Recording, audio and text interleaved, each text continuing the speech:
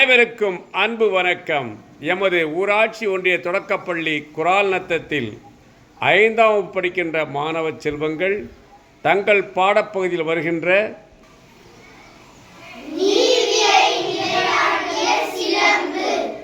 என்ற நாடகத்தை அழகாக நடித்து காட்ட இருக்கின்றார்கள். வாருங்களேன் பார்ப்போம்.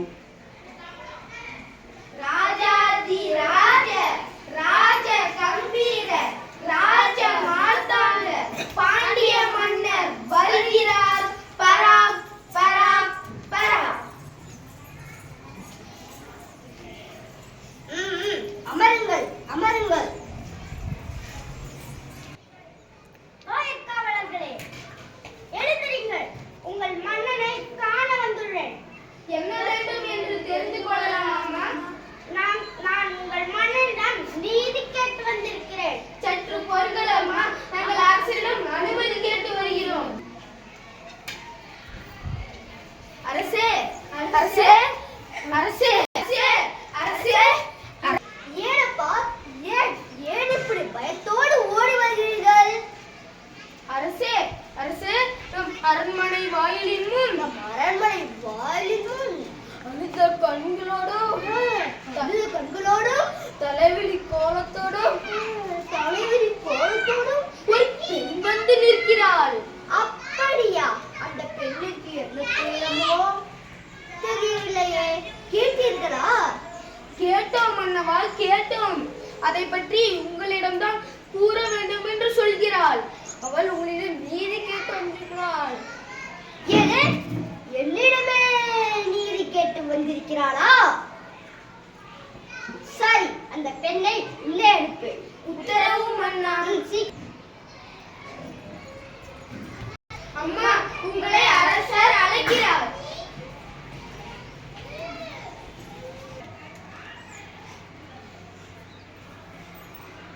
இளங்கொடி போன்ற பெண்ணே, நீ யார்? அழுத கண்களோடு எம்மை காண வந்ததன் காரணம் என்ன? உனக்கு என்ன வேண்டும்? வாராயாது நீதி வழங்கிய மன்னனே, என்னையா யார் என்று கேட்கிறார். சொல்கிறேன் கேள். உலகம் வியக்கும் வண்ணம் ஒரு புறாவுக்காக தனது உடலையே தந்த சிபி மன்னனை பற்றி நீ அறிவாயா? பசுவின் கன்றை தேர்காலால் ஏற்றுக்கொண்ட தன் மகனையும் அதே தேர்காலில் இட்டுக்கொண்டானே மனுநீதி சோழன், அவனை பற்றியாவது நீ அறிவாயா? பெண்ணே, நான் கேட்ட வினாவுக்கு நீ இன்னும் விடை கூறவில்லை. அதை விட்டுவிட்டு வேறு எதையோ கூறிக்கொண்டிருக்கிறார். இழப்பின் அருமை தெரியாத மன்னனே, எனது நிலை அறியாமல் தானே இப்படி பேசுகிறாய்? நான் இதுவரை கூறிய பெருமை மிக்க சோழ மன்னர்கள் வாழ்ந்த புகார் நகரமே எனது ஊர். அவ்வூரில் பழியில்லா சிறப்பினை உடைய மாசாத்துவான் என்பானின் மகனாகிய கோவலன் என்பானின் மனைவினார். எனது பெயர் கண்ணகி. ஓ,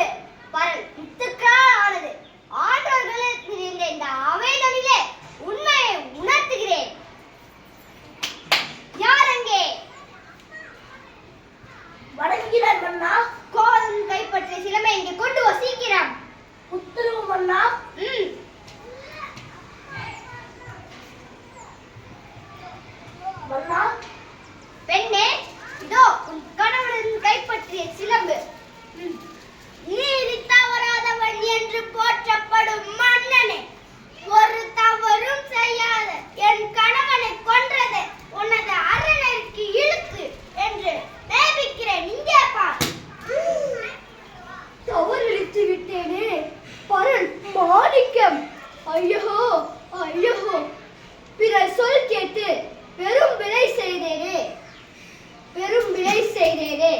யானோ அரசர், யானே கல்வர், யானே கல்வர். இதுவரை என் குலத்தில் எவரும் செய்யாத பழி சொல்லிற்கு ஆளாகிவிட்டேனே. இனி எனக்கு செங்கோல் எதற்கு, என் கொற்ற குடை எதற்கு? என் வாழ்நாள் என்னோடு முடிவதற்கு. கணவனை இழந்த இந்த கை பெண்ணிற்கு என்னால்